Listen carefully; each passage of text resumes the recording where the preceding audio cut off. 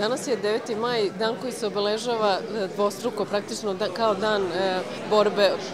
odnosno dan pobede nad fašizmom i dan Evrope. To je datum koji je značajan i za našu opštinu, a danas, odnosno večeras u saradnji sa Srpsko-jevrejskim pevačkim društvom organizujemo jedan nesvakidašnji čas istorije za školarce vračarskih škola, gde će oni u jednom razgovoru sa jednim istoričarom, jednim psihologom i jednim gospodinom koji je preživeo nacističke logore imati priliku da na jedan malo prijemčljiviji način, njima prijemčljiviji, saznaju nešto što je vezano za istoriju, za Drugi svetski rat i za te događaje koje su donele mnoge nevine žrtve, da im se podsjetimo i da neke nove teme koje naši učenici možda nisu do sada istraživali, da ih podstaknemo da ih istražuju bez obzira ako ne znaju